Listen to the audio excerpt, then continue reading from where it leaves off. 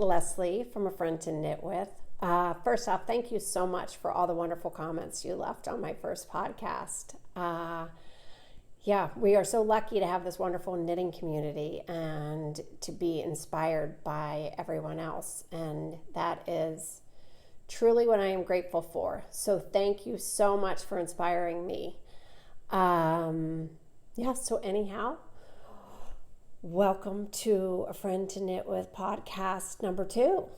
I can be found on my knitting blog, friendtoknitwith.com. On Ravelry, I am friend to friend. On Instagram, I am Leslie Friend. And I do have Facebook. I don't use it very often, but A Friend to Knit With over there too. So I do have some things to show you. And I'm pretty crazy about both of them. The first one is the 100 times simple cowl. And it's just basically one big loop made out of Stonehenge Fiber Mills Crazy. And it's fun, it's addictive. You literally cast on and then you just knit for days. Seriously, it's just one of the best knits ever. And if this makes sense for why I'm saying that, my sister's on her third. So it's truly a knit that can be done anywhere, in the car, at a sporting event, one of your kids' games, while you're having a cocktail. You can knit and talk. And I'm always looking for something like that as well as a more complicated sweater or pattern, just because you need something like that when you're conversing or traveling or something. So look it's not even blocked. It just folds so nicely, and I'm not even gonna block this.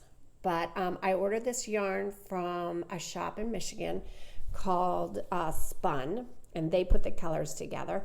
Just told them the palette that I liked, and they mailed it. And it takes 3 balls of that, and the only thing you have to do besides knit is join the 2 ends, and start a new ball. And they tell you to splice it together. Well, I've never spliced, so I just read that and I just did what I usually do, which is I knit till I can't knit any longer with the tail, and then I start the new one and I knit that same one on the same needle and then go around, and then that's just one stitch though. So once you come back to it, you have to remember to knit that as one. But that's how I always join. So that's the only thing I didn't do. I didn't splice, but I just joined my usual way. And I have questions a lot, emails on how I join, and that truly, then I usually on this I just tied those ends right away. So you do that twice, and then the Kitchener stitch, you're done. You don't even see the beginning and the end. So I love this, you guys. So if you're looking for a knit like that, there you have it. That's one. All right, the other one, which is a great little gift, I feel like, and I'm tempted to give them away, but I'm really tempted to keep them. So I haven't really decided yet. But they are the Journey Mitts by June Cashmere. And it's just a simple cabling pattern, and this little stitch is great. It sort of looks like a braided rib. You knit through the back of the knit stitch and then purl, and that sort of gives that little definition of that braided look. I love how they did that on this.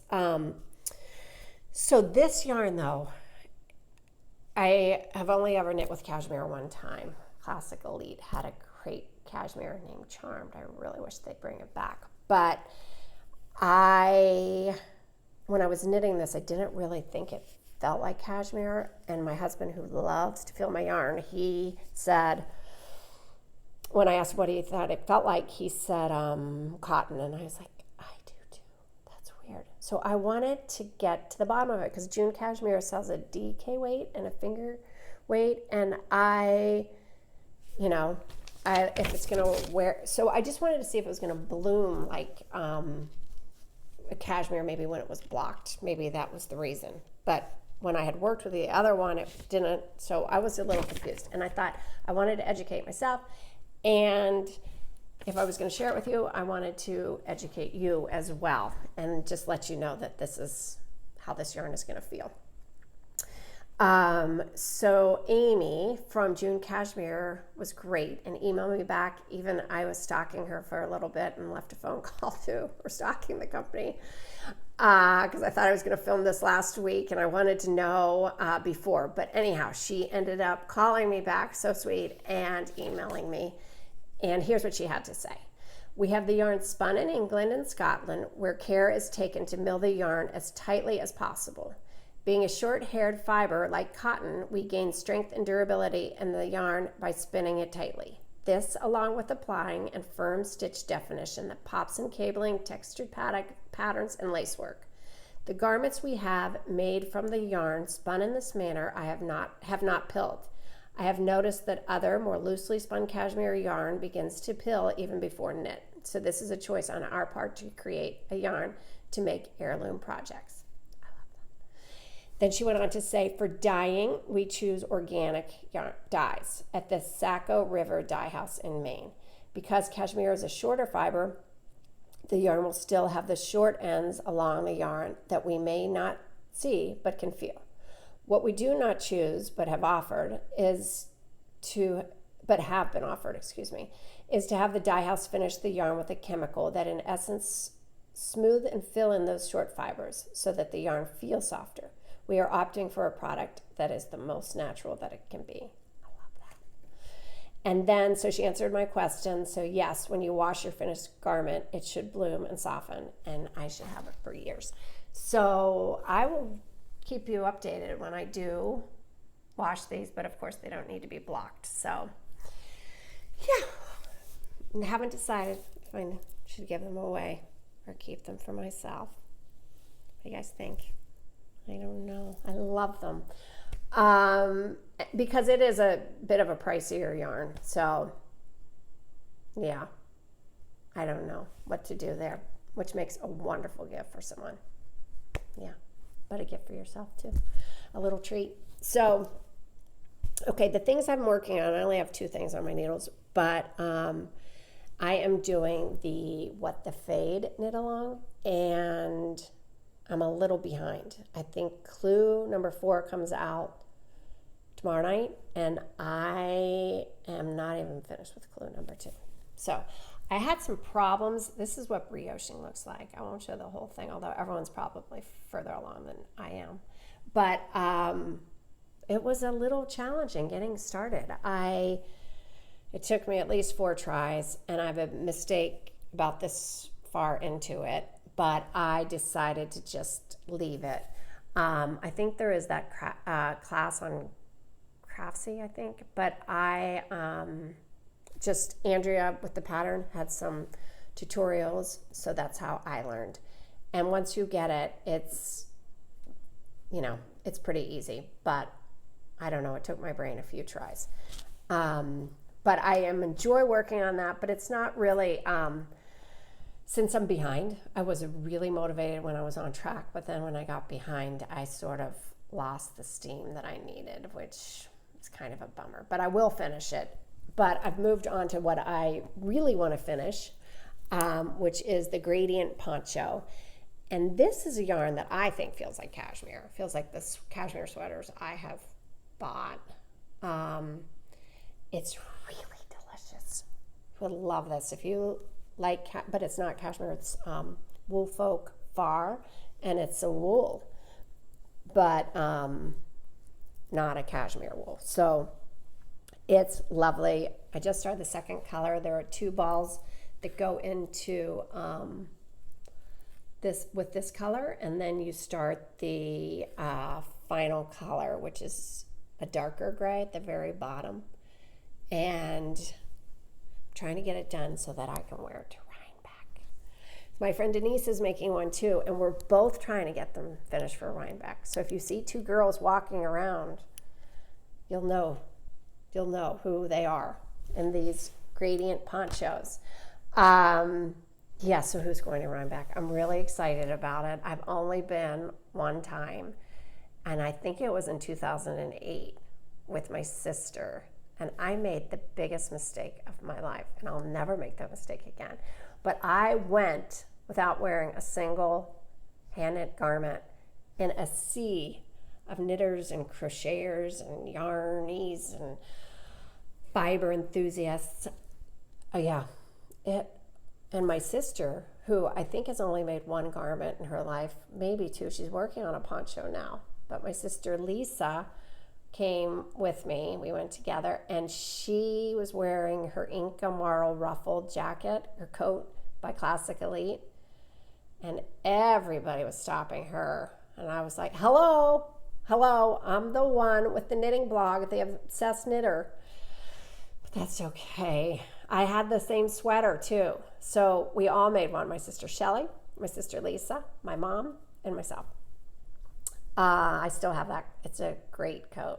But yeah, maybe I'll bring my sister too, or tell her she has to come with us so she can wear her Inca Marl ruffle coat. So yes, that will be fun. So anyhow, I'm super excited about Rhinebeck and the trees and the fiber and the beer and the people. I don't know what I want to buy there, but something special. I'll look for something. All right, so yeah, that's all I have on my needles. I do have something that's calling my name that I told that I can't start her yet, but you guys seen it? I'm crazy about this. The Sunset Highway little yoke sweater. I love this one. If you follow Skein Cocaine on Instagram, she posted one herself and hers, and it looks beautiful, absolutely beautiful. So anyhow, that is gonna be knit after I finish one of these, which is hopefully the poncho. But I ordered my yarn from Etsy. I just think I Googled, I think on Etsy I searched for Sunset Highway sweater yarn kit, and this cute Lizzie Ann popped up. And so I ordered from her, got her cute little tags, and this is gonna be the body of the sweater. So it's sort of pinks and purples. There's army green and yellow, and I love them. And then the yoke will be this. I haven't figured out exactly because I really haven't taken much time to look at it because I don't want to get too terribly excited. But it's 100% superwash merino, and it's lovely, and I'm really super excited to start it. But I'm going to not listen to her every time she calls me. Hello, start me. So, yeah, that's all of my yarny goodies. I don't know. Yeah, I usually have a pair of mitts on my needles at all times, but I don't. And so the little moments in between the stitches, I did want to share. There's a giveaway over on Knit Crate. I did a really embarrassing Facebook Live. My camera fell twice. So if you go over to Knit Crate's Facebook page, you can win a Knit Crate for you and your tagged friend. So tag a friend, and both of you will win a Knit Crate, and the drawing is on the 22nd. So you have time to head on over there and enter that, because I love Knit Crates. You can sign up for different packages. You can either do a sock or a knitting one or a crocheting one, and then you can do a month to month or 6 month or 3 month or a year. So anyhow, I've been doing it for a year, and probably about a year, and love when my Knit Crates arrive. And even if the pattern or the yarn don't always appeal to me, I know that I will make it for someone else. So it's great. It's a little stash building and a little project making for others kind of thing that I've been using that for. So, and I love it. So that's that. And then if I'm gonna share a recipe with you, I want it to be the Snickerdoodle brownies. That's my friend Amy's recipe, and they are fantastic. It was from November of 2008, and my Charlie turned 22 yesterday, and I'm going to go visit him next weekend, so I'm going to take him a tray of, or a pan full of these Snickerdoodle brownies. They are fantastic. I sort of went, I did go, not sort of, but I went on a sugar-free, pretty much gluten-free, dairy-free, anything in a package free, sort of eating plan right at my surgery date. So I haven't been eating any of that, but I made the Snickerdoodle brownies, and yeah, I probably ate a quarter of the pan. I could feel the difference too. So, but if you don't want to eat sugar, you probably shouldn't make them because they're going to be really hard. The only saving grace for me is that I'm not cutting them, because you cut into them and they are like, and then you just get your knitting out and some tea, and life is so good. So yeah, those are in November of 2008 if you want to look for a good recipe. If you're having company or sending a care package, they mail really well too. So yep, that's pretty much it. All I have to share today. So thank you so much for watching. Remember, you always have a friend to knit with. Take care.